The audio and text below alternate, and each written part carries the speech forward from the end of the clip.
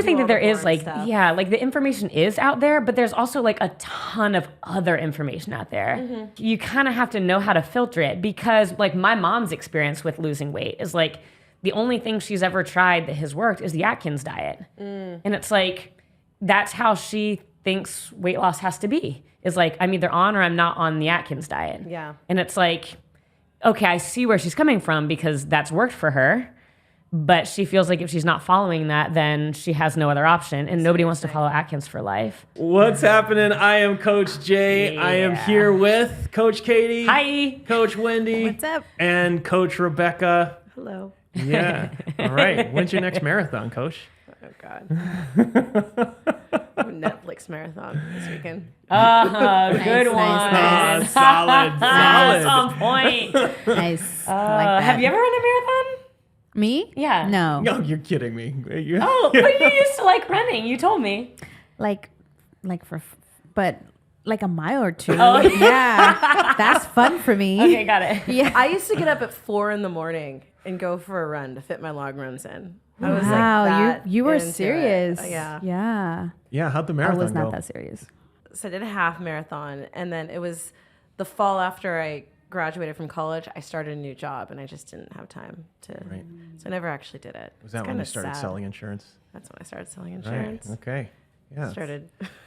Instead of Weight Watchers, I'd drink whiskey. That's a whole nother story. That's a different. Of disordered drinking. Solid. I love it. Yeah. Have you done a marathon? No, never run a marathon. Half marathons. Right. I had a group of friends who we would go every summer to like a different national park and run a half marathon and like stay and hiker for a week. But I would never train for it. I'd be like, I do CrossFit, it's enough. And every time after it was over, I would just be dying. Yeah. I'd be like, I'm definitely going to train for this next one. Nope. And then you get a day one of training. You're like, I don't think I'm going to do this. No. I'm good. Good. Did you? Yeah. I did the London Marathon. Okay. And yeah, I mean, it went like amazing until like mile 21.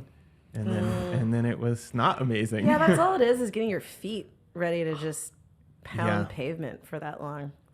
Yeah, and also, I'm not exactly a small guy, so dehydration and like that, it all kind of. So I trained actually really hard for it. I didn't do Weight Watchers and running at 4 a.m. But I trained really hard for it, and I was doing CrossFit, and then I would do like what do you call it, like interval training, and then long runs, etc. And throughout the whole time I was training, it was like winter. And it was like maybe 25, 30 degrees. Like it was below freezing, like ice on the ground all winter. And on marathon day, it was 75 degrees. Oh my gosh. Wow. And it was like beautiful because London is never like that. But like you're not prepared for it when you've been, bundling up. So, Right. so yeah, it was, what was really funny, there was a part in mile 16 where I ran past, because our gym was there, mile 16, I ran past the gym and I was like looking great. Everyone, was like, yay, go Jay, whatever. And then you run past that again on mile 22. Oh. You're just And they haggard. were like, you did not look good the second time. Oh, no. So yeah, that was the one and only marathon. Yeah, it was fun. All right, we have a few questions today. So the first one, I think just really basic question, and we were talking about it a little bit. Somebody asked this. I want to lose fat. How do I do it? What's the first thing you want to know? I say why. Yeah. I ask, why do you want to lose fat? That's Yeah. the very first question. I go from there. Okay, why? Why do you want to lose fat? Yeah. Okay, great. Because, I want to impress somebody at the beach. Wow, I never got that before. I know. Yeah, that's like a first. Like, whoa, okay. Out of my first question. Okay, so you want to impress someone at the beach. Okay. So you mean you want to look good in a bikini? Yeah. Yeah. Yeah. Okay. In a bikini. Okay. Yes. Okay. I wouldn't say that's like not a right reason to lose fat, but I want to say that, man, you got me there on the beach thing. Like that- I'm thinking about it right now. Like, Who doesn't want to look good at the beach? I mean, yeah, but that's just like you can fine. dig into that. You know, okay, so what other reason might someone give you to want to lose fat? Because they'll feel better at a, They want to live a different- longer life. They have potential to get diabetes. Right. So their doctor wants to put them on medication. They're like, no. They got grandkids now. They want to like throw around. Yeah. What? Okay. Yeah. Okay. So all of those things. All right. So I want to lose fat because of, I want to feel better and I want to be able to keep up with my grandkids and all of those things. Yeah. Well, what else would you ask, Katie? What would be your Well, next okay, question? but to like dwell on this point, because like actually it's a really good point, which is like it is important to understand why you're doing the thing. Yeah. Right? Like actually really freaking important. So this is the thing. I actually think the answer for a lot of people when they say something, I want to lose fat, is actually closer to I want to look good than I want to keep up with my grandkids. They might say something else about, I want to have more energy or I want to be in better shape. That's why they want to keep up with their grandkids. But if someone says they want to lose fat, they're thinking like, I'm looking at my belly. I don't want my belly to look like this. Right? Totally. Yeah. Yeah. Okay. So that's my reason. I don't want my belly to look like this. What is the next question you would ask me?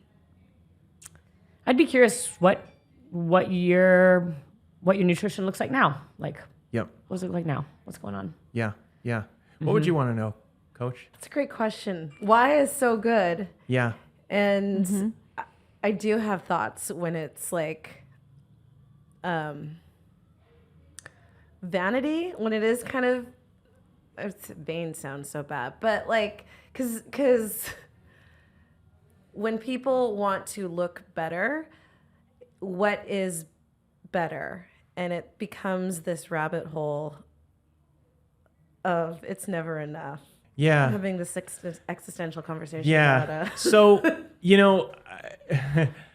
part of the reasons I put it that way is so that I would elicit this reaction. But I always remember something. It was a quote I heard from Denzel Washington. The wisdom of Denzel Washington. He said, sometimes it's okay to want something just because you want it. Right? So the reason doesn't matter that much. Yeah. It's important to know so that we know why we're getting up early in the morning or eating whatever we need to eat or whatever. But like, you telling me like, hey, it's not, you like, I want to lose belly fat. And you're kind of like, well, that's sort of like you judging my why. Like my why is my why. I want to lose belly fat, right? So maybe the next question I would ask is like, this is the way I frame this every time on a scale of 1 to 10, 1 being, I don't care about this. 10 being, I'd give my left arm for it. How important is it to you? Right. Yeah. Because I think that actually kind of gets to what you were saying, right? The why is more like, it is the initial sort of answer that they give, but really it's the priority. How does this fall in all of your other priorities? Yeah. Well, I think too, I don't think any of us are suggesting that like we judge a why. And actually, like, I don't think there's anything wrong with a vanity goal. I want a 6-pack as much as the next person. But I think like what it does matter is like to your point, which is, okay, and what changes once you get there? And like, and just not that there's any like wanting to change the why or like, well, I promise you I will help you get there. Yeah. And also it's kind of my job to make sure that we don't get there and all of a sudden be like, oh shit, this isn't what I wanted all along. Or this doesn't actually make me feel good. Yeah. So Yeah. I love the order of importance question too. Yeah. Okay. So I don't know any better. I'm like, I want to lose this belly fat and I am willing to give my left arm to do it. Yeah. So that's my answer. I'm going to be the, obstinate client that is going to tell you all the things that are going to make you feel uncomfortable. Right. So I want to lose this fat and I'm a 10 out of 10. So then what do you ask me or what do you have me do next? Okay, so I mean, I do get, like, recently I was at a party, and of course, once people find out that you work at a gym, they're suddenly telling you their life story and how they want to lose fat, because I guess they think in that 10 minutes after you take a shot, you're gonna like suddenly give them all of the life's lessons. So, like, what is my elevator pitch at a party when someone is like, I want to lose fat? I would ask them, okay, what what are you currently doing that's physically active? Yeah. What are you currently eating? Or drinking? And because at the end of the day, it is kind of. What are you currently drinking? Do you want to know? Yeah. Is it this? Yeah. Put that in your belly. No. But at the end of the day, it is math, right? It is science. If you want to lose weight, you need to be in a caloric deficit Calorie of deficit, 3,500 calories to lose a pound of fat in the course of a week. Yeah. So, yeah, eat less than what you're burning. Yeah. But if it's too broad, then I also don't want people to just start eating lettuce and they're like, I'm going to burn all the calories and not eat. So then you go in the opposite direction. Are you eating enough to even get your metabolism going or to get your body burning stuff? And Yeah. this is when I take them back to the bar and we take another shot. And I'm like, we have nutrition coaches who can help you with this. So I think if you tell me I'm gonna give my left arm for this, Yeah. then it's like I can give you exactly what you need in order to lose fat. Yeah. If you are willing to give your left arm. So Yeah. that person is super determined. Yeah. Now I can give you and guide you and get you there, but that's the thing though. I feel like most, and I've experienced it myself too as well. Once you get there, it's like, this is not what I thought it was going to happen. You know what I'm saying? So Yeah. I tend to always even ask again, this is what you want, correct? Just Yeah. to confirm. Yeah. But Yeah. if you're telling me that you're going to give your left arm, then let's go for it. Let's do Yeah. it. I'll show you the way how to get there. Yeah. So yeah, definitely. Yeah. I think it's pretty simple, right? Sorry, what were you going to add? Yeah, no, I think that's right. The only thing that I would add is all right, if you would give your if you're legit about that, you're gonna give your left arm. Yeah. Oh man, there's a lot you can do with that thing. I like my left. Protein. You can fry But it also up. it's the thing that enters in my mind is then why aren't you there yet? Right? What's been going on? I wouldn't say that to them, but I would be mad curious about that. If it's that important to you, what's going on? We have a whole intake that we get here where we get their food history, we get all of what have you tried in the past? Yeah. We get what is your life environment like and what are your stresses like and all that stuff. Because we know that people have the desire to do the thing and a lot of people have the information to do the thing, but what we need to do as coaches is get at the next level of what stopped you. Yeah. Yeah, at the end of the day, I think it's hard to. I'm just thinking of my mom, for example. She knows what to do to lose fat, to lose weight. I feel like the information is out there, but it's the hard work that goes into actually doing it. And when people ask, it's sometimes there's looking for the answer you want to hear. Oh, well, actually, I have this pill you can take and you will burn the fat. When really it's, eat right, exercise. And I do think all that there the is boring stuff. the information is out there, but there's also a ton of other information out there. Well, okay. Yes. Keep going. Right? You kind of have to know how to filter it because my mom's experience with losing weight is the only thing she's ever tried that has worked is the Atkins diet. And it's that's how she thinks weight loss has to be. Is I'm either on or I'm not on the Atkins diet. Yeah. And it's okay, I see where she's coming from because that's worked for her. But she feels if she's not following that, then she has no other option. And nobody wants to follow Atkins for life, right? No.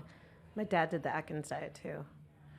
Just burger patty with those mayo dinners though on it. are sad. How can you do this? Can we put together a thing of expectation versus reality and the picture on those boxes? And then when you open that shit up, it's come on. Or these microwave dinners? Oh, or yeah. something? Mhm. Yeah. Yeah. So, I think what you're kind of pointing to is this. The reason I asked the question that way is when you actually consider giving up your left arm for something, you realize you don't want it as much as you say you do. Mm-hmm. And it's actually really easy to lose fat. A lot of people can lose fat really fast by making some changes, but the changes are so uncomfortable. And once it butts up against the rest of your life, that they actually don't want to do it. And I think part of it is having the desire and then recognizing what is required to do it. Mm-hmm. It's and then you layer on there's lots of information out there and all that other kind of stuff. But that's kind of what we're here for as coaches, is to help you sift through that information. But I think what I experience a lot working with folks is they say they are a 10 out of 10 until it comes time to actually do the thing. And then they are not willing to do the thing. Right? Because we've all done the thing and we know what it actually takes. And it's not just like, you need to do this for 2 weeks. It's you need to do this for 6 months, right? Like you have to really dedicate yourself to it for a long time. And maybe you will have to skip, you know, cake at a wedding or something like that. Right. And so when you're facing down all of that stuff, then you're like, well, maybe it's not that important to me. Yeah. And I think that's part of what I think people have to recognize is like, what is the level of commitment to it, right? Because I want to lose fat, but I want to lose it in the next 2 weeks. Cool. I mean, that's fine. We can do something for 2 weeks. You know, like it will look like cutting weight for a Olympic lifting meet, but you know, you'll get there. Yeah. And then what? Right. And then it's like, great. So now what do we do? What's the next thing? What's the next thing? So I think it's pretty basic. Like you said, Rebecca, you eat less calories than you burn. You lift weights. You do it consistently. You recover. You do it consistently over time, and you make adjustments as you go. Would you say that's true, or? Yeah, for the most part, I wouldn't say yeah. I mean, I feel like it sounds like, you know, just that. But it goes more beyond that. Yeah, it is. Like, it's like sometimes I think we do ourselves a disservice by simplifying how complicated it actually is. Yeah. Well, it's not easy. It's not, right. It's not easy. Yeah. But even like, I get tired of like the calories in, calories out conversation of like, people say that, but your metabolism is a moving target. Yep. Because how you eat changes how your metabolism runs. And what you do in your life changes how your metabolism runs. So like get into this like calories in, calories like eat less. It's like not always the answer for someone who has a hella slow metabolism because they've yo-yo dieted their entire life. Like right. Well, okay, right? so like, I should put a caveat on this. If your goal is to lose fat, you may need to eat more. Yeah. Right. So, you know, but you have to have some sort of caloric deficit at some point, but it's like you may actually need to eat more to get the there. first step may be eating more to build muscle, eating more to fire up your metabolism. So just to summarize what we said, you may need to eat less, but you also may need to eat more. Thank you. Thank you for subscribing to our channel. Okay, but here's you may need to live and give your left arm. But here's the thing. The most important thing is to decide that this is important enough for you to go on this journey to find out what the answer is. Oh, yeah. Because it's not just a one size fits all. Yeah, you can do Atkins. Maybe it'll work. Maybe it will mess you up, right? But that might be the first experiment that you do. Then you might try Weight Watchers. Maybe it'll work. Maybe it'll mess you up, right? Yeah. Then you try something else. Then you try something else. It's the commitment to the result that is going to get you there. And you might try 10 different things before you get there. And then you realize, actually, I should just be eating fruit and vegetables and nuts and seeds and meat, you know, like basic balanced diet. Maybe that might be the thing. And it might be you eating 1,000 calories more than you thought you needed to eat. But it's like that level of commitment that actually gets you there. Yeah. So it's not so simple as like, here's how you lose fat, right? It is something that you have to measure. You have to try something. Usually there has to be a caloric deficit at some point, depending on where you're starting. For some women, there's some hormonal issues where you have to actually eat more for a while. If you start lifting weights, you've never lifted weights before, you're going to definitely need more protein. You're going to have to change your macronutrients, et cetera, et cetera. Yep. And then you have to monitor and measure it over time, right? And there may be like tools you can use, like, you know, you do like a, you know, short-term caloric deficit and then you go back to maintenance. Or maybe you do a long-term caloric deficit and then you start marching towards maintenance and then you stay on maintenance for a while. And then maybe there's a fat loss sprint. There's all these different things that you can do, but it's really that like commitment to get there that's gonna get you there. Yeah. Yeah. It definitely depends too, like how much fat are you talking about losing? Because there's a huge difference in terms of what you would do if you're like, I have 5 pounds of fat I need to lose and I have 50. or of 100. Yeah. Very different too. Yeah. So this is part of what, like, I pose this as a really simple question, but it's part of, like, it's the reason we're here, right? Is because there's not like a simple answer. Right. I will say though, like based on what you said, it's very different conversation if you just have 10 pounds of fat versus 50. Right. 50 is pretty straightforward. 10 pounds, it's not as straightforward. Yeah. So yeah. All right. Also, just like caveat, the framing around like need to lose, also I realize is not a good one. Like want to lose would be the right way to say it too. Well, you need to lose to look good at the beach. Right. Yeah. So that in of itself could be a whole podcast because that in of itself is a problem. But like, we'll just shelf just that kidding. one. Or maybe you just need a better bikini. tank top or something. Yeah.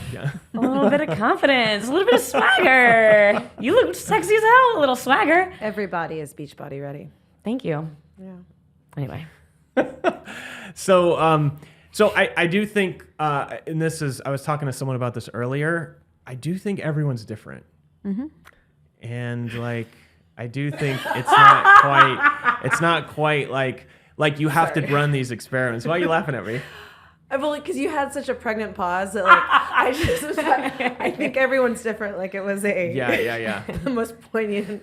Well, okay. So I was having the conversation, We're all and it was just like, oh, I'm gonna try this or I'm gonna try that, and it's just like, well, how do you know that's gonna work for you? It's like, oh, I read all this research. It's like, well, the research isn't on you.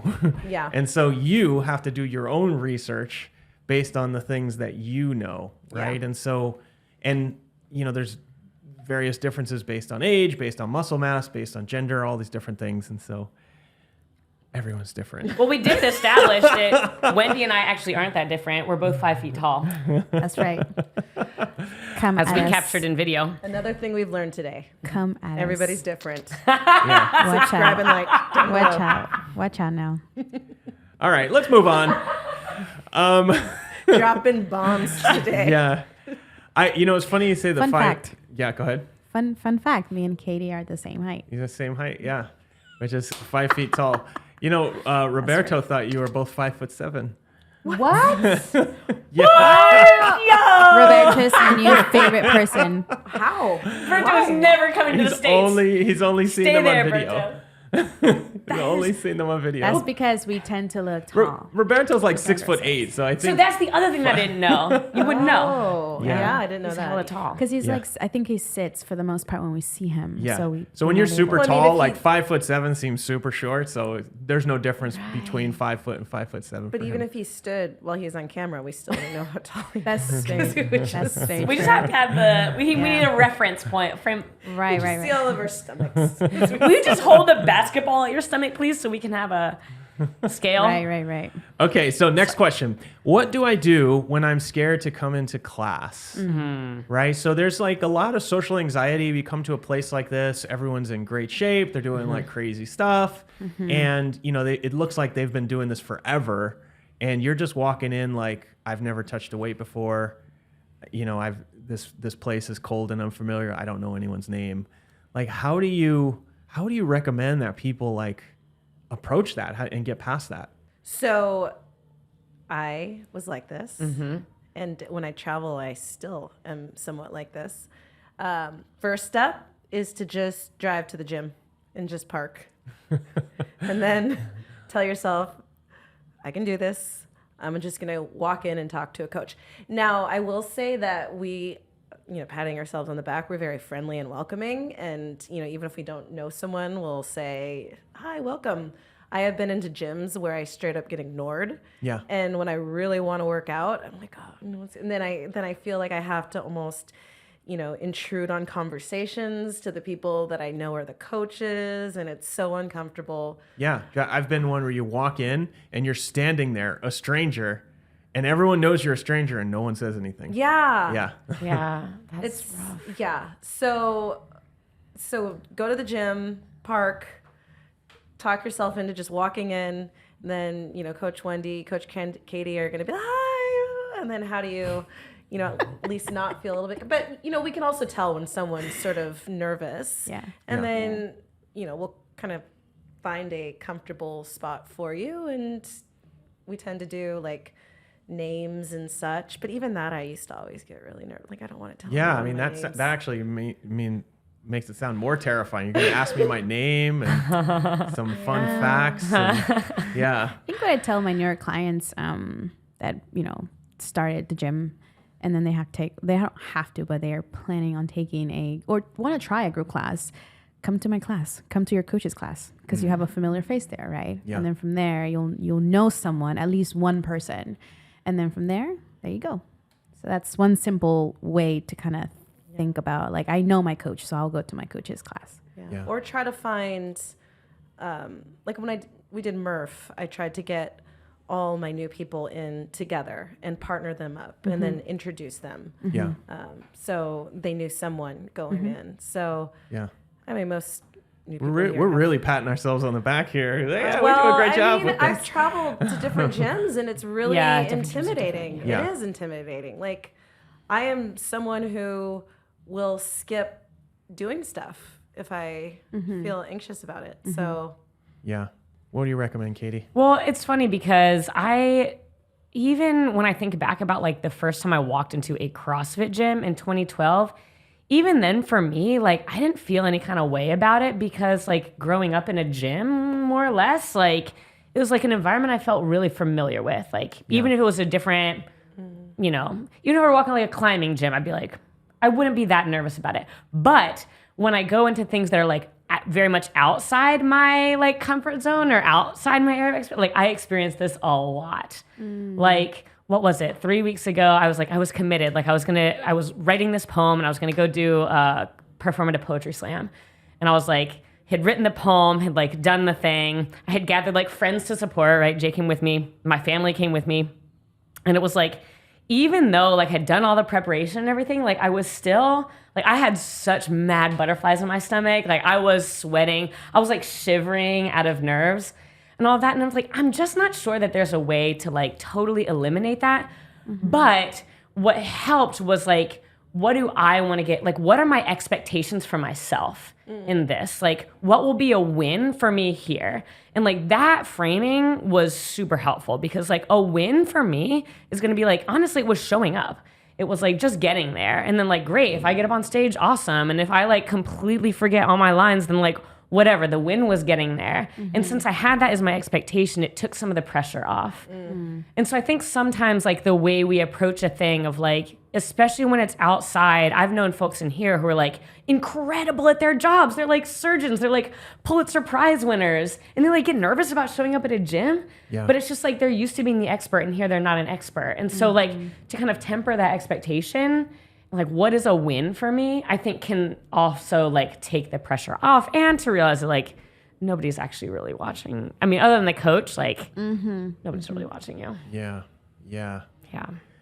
Yeah, it's tough because this is a tough one for us to answer. We stand in front of groups of people at the gym and talk about stuff. Yeah. Right. Yeah. But you get into a different environment, you do feel that fear.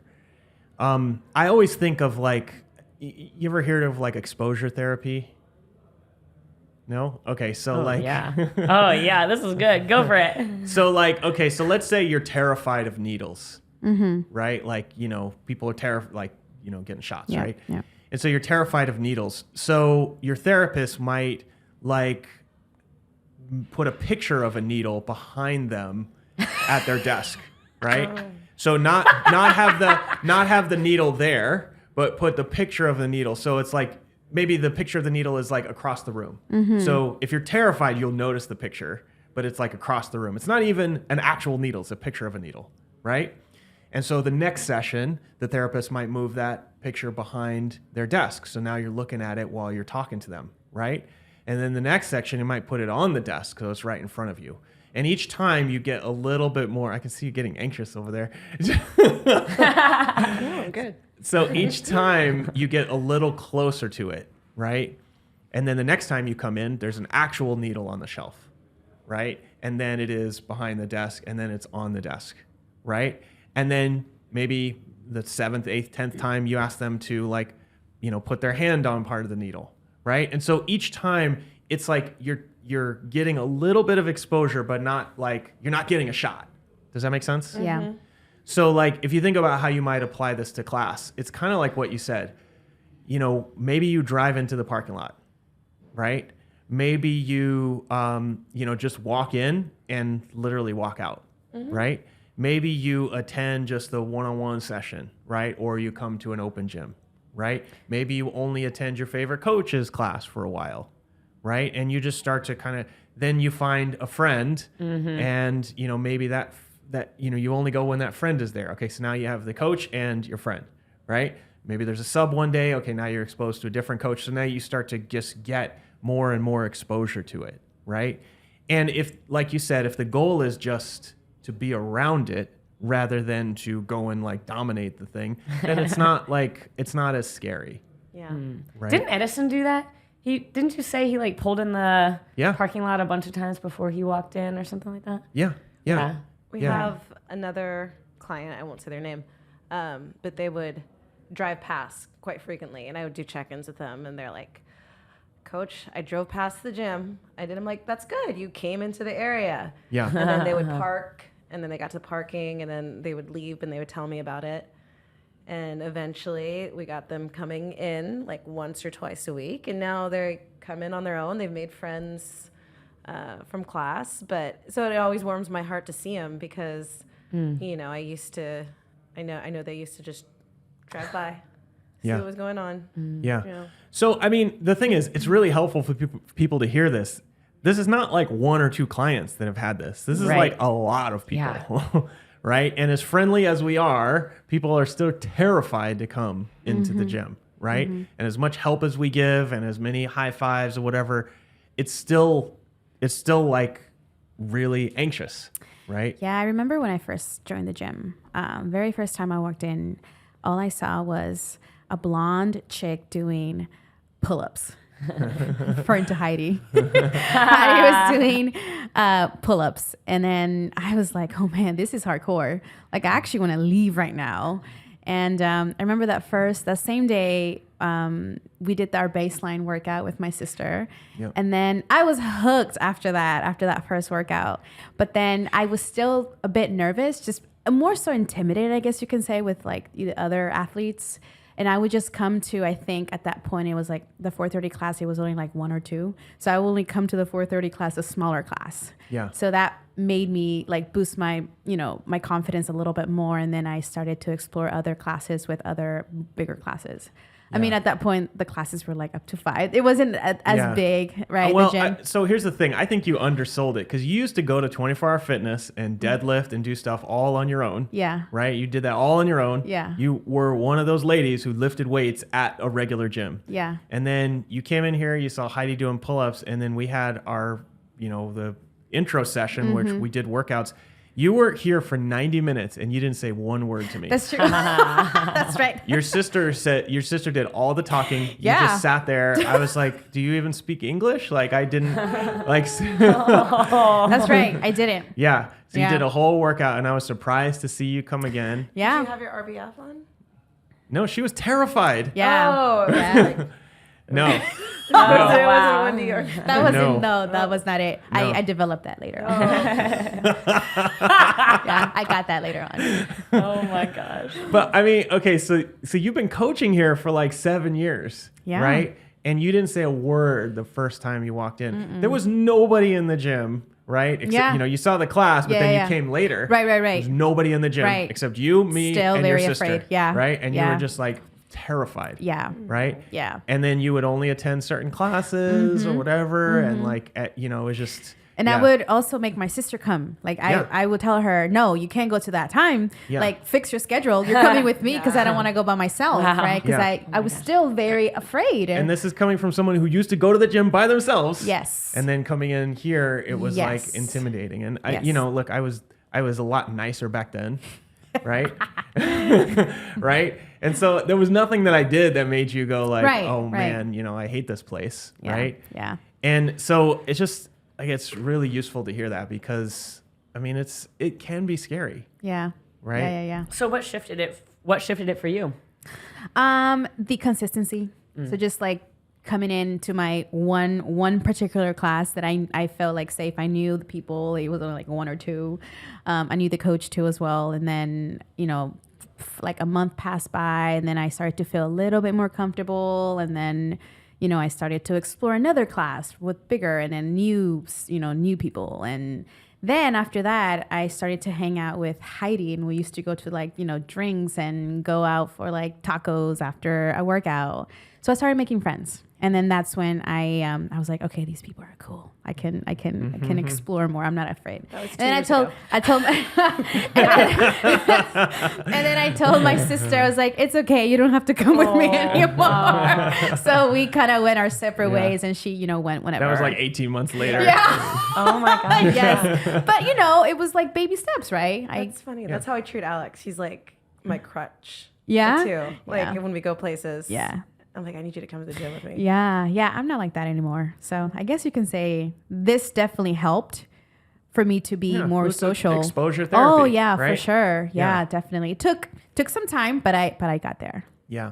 So I think it's useful to hear that, because it's, even if you're comfortable at the gym, there's things in the gym where you're scared. Yeah. You're just like, oh, I don't want to try muscle up. I don't want to try a handstand or whatever. And it's just like, you have to do the simplest, easiest thing first, and then just keep like, getting reps of it before you can like, get through that fear. Yeah. Right. Yep. So. Yeah. Yeah. Any other tips that you have on this one, Katie? So your tip was basically grow up in a gym, and then you'll be good. Redo your life. Yeah. Go back. No, I think I think showing up and doing the simplest thing is a great way to go. And just adjusting your own expectations, or not even adjusting, but just like know what you want to get out of it. Yeah. And like, don't be afraid to set them real low. Like, don't be afraid to like set a real low. In fact, sometimes even nowadays, that's how I convince myself to do workouts.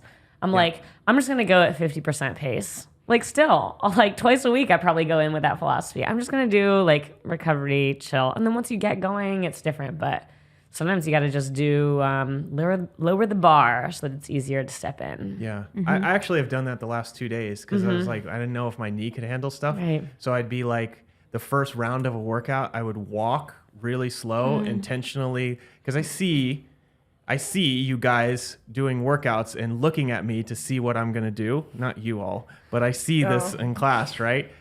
Like, oh, how fast is Jay going to go? And so I would just go intentionally slow so that I'm only going like 80% effort, and then sort of pick it up later, because like, I don't know if I'm going to be able to do it. Right. And it's like, so I go into the workout like, all right, I'll just go slow and see what happens. Yeah, because otherwise I wouldn't do it. Yeah. If I had to like be the best every time, I would just be off. Yeah.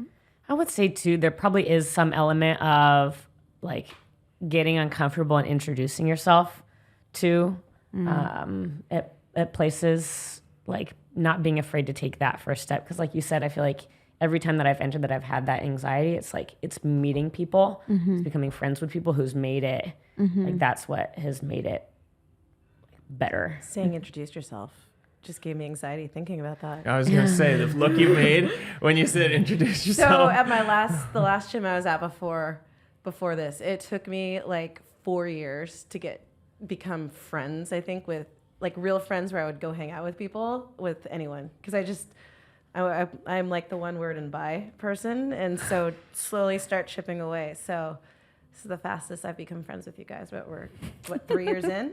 Aww. And I Almost 4 years. Yeah. Yeah. just finally figured out your birthdays. So They're also the same height. All right, last question. So, Rebecca, you just went traveling, oh yes. right? So you When traveling, You just went on your merry way. went on holiday, and and while you're on holiday, you managed to like you had some strategies for how you were going to eat to make sure you weren't going too far off plan. So tell us some of the things that you have done with the microphone in front of you. Yeah, tell us some of the things that you did while you were on holiday that kind of made it, easier for you to stick to your sort of nutrition. Yes. So I I was in Legoland, so lots of quality food, and we actually had the free breakfast buffet every morning. But oh God, I'm just thinking of all the people and touching stuff. So one thing I did, I packed protein. So I did like in little bags, I put a scoop of protein because I need my blueberry oatmeal. My blueberry muffin oatmeal was discussed last week. So I brought that, and in the buffet, I would get oatmeal, which was not joyful. It was not a joyful bowl of oatmeal, but it checked the box. And when I added my protein, it was somewhat palatable. So there was that. Were you like tracking your food while you were gone, or were you just kind of? Not really. So honestly, I was more concerned about undereating than overeating. Like even breakfast, I'm used to eating like a huge ass bowl of oatmeal. Like I probably get about 600 calories out of this bowl of oatmeal, and this watered down oatmeal was maybe like 150 calories. Then you add in the protein, so I was hungry again within like 45 minutes. So I prioritized protein wherever we went, and surprisingly Legoland had some decent food choices. So there was like a barbecue place, they had a burger place that had like gluten-free buns, so I ate at the barbecue place and I got a bunch of meat, and I doubled my protein if I ordered a salad. So I just was constantly trying to get protein, Right. or higher fat proteins to help me be full longer, so I wasn't hungry and then stuck by the crepe stand, which smelled so good, Right. and had to go eat a crepe. So that's actually my question. Were you actively avoiding things like crepes, or were you just like I'm gonna get protein first and then I can have that stuff? So for example, like the they had these things called apple fries, which looked like, they were like apples. Well, they're fried apples. So like for apple fritters, they sounded delicious, and it comes with like a whipped cream dip. It was a novelty. So I never was like, I am not going to get these. Like, Rebecca, you're not going to get this. Or even the crepes. In my head, I'm like, I might have a crepe if I feel like it.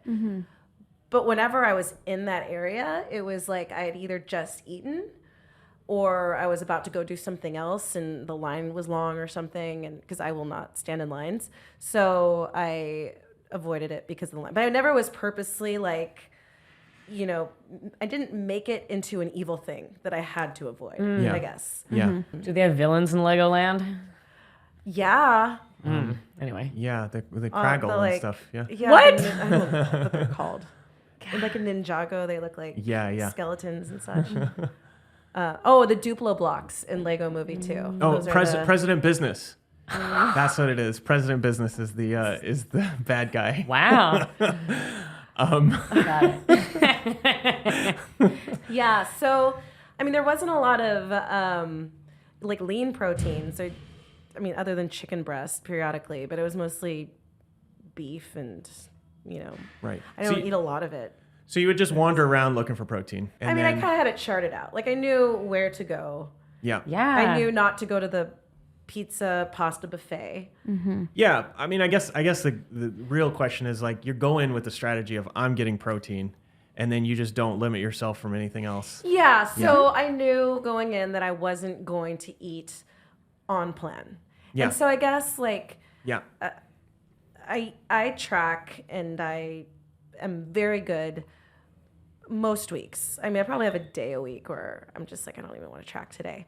But you're very good. You're very good all the time. Oh my God. What I'm trying to say is that like I stick to the plan religiously so I can have moments like this. So I can enjoy a weekend. I can enjoy, eventually I'm going to go on vacation for a week, and I'm not going to track. Maybe I will. I will if I feel like it, and it's oftentimes more to make sure I'm eating enough, because I'm used to having, 4 to 5 meals, and in Legoland I would only have 3, and I would get to dinner and I'm like, oh, I'm starving. And it wasn't like, oh, I'm so worried I'm going to overeat. It was more like, I need to eat soon, or I'm just going to freaking eat my left arm. Eat Jay's left arm. Giving it away. Might be enough protein. Yeah. But packing my own protein powder, I think, set me up for success in the morning. Yep. Especially since breakfasts always tend to be very carb heavy. Yeah. And then what? I just reminded, I used to pack protein powder too, like on airplanes when I would travel home to, Oregon or whatever. And it just reminds me of a time I went through security. The guy like just pulls these like 5 Ziploc bags of white powder out of my bag. And I'm just like, I promise, it's fine. Yeah, I was worried they would do that, but they never did. So it works out. And then just eating the protein first. It'll get you fuller, longer, and I find that if I don't prioritize protein, then if you go back and retroactively like track everything you eat, you eat way more fat and carbohydrates than protein. And like you think like, oh, I'm getting tons of protein, and it's not even close to what you need to hit your numbers. Yeah. So yeah. So when you all travel, are there any things that you do? So you pack potentially illegal looking protein as well. Yeah, that's right. What else do you do? That's especially for traveling, has been nice. If you're gonna take a full day to go somewhere and like airport food is really rough. That's what I'll do. Otherwise, it looks a lot like that. Like usually prioritizing protein, and similarly for me, what happens, my family, and let's be real, like historically in the past when I've traveled, it's really just been to see family. Even growing up, it was this way. Like we would kind of have this like little breakfast thing, and then we would go all day and have this big dinner. Like, it was just like what my family did, and it was always like once I started eating in a way that I enjoyed, which is multiple meals a day and 150 grams of protein plus, like that wouldn't cut it. So similarly for me, like I had to get comfortable. Like if no one else was eating lunch, like, well, I'm going to prepare a lunch. Yeah. Right. So like not being afraid to like ask for food if we were out and I needed it or wanted it. And then also just like anytime, and now my family knows like, oh, Katie's coming.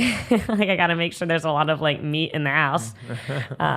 So yeah, that's the strategy. But I don't track macros as often as you guys anyways. But I don't track or anything when I'm at home. It's just getting in protein is the priority. Yeah.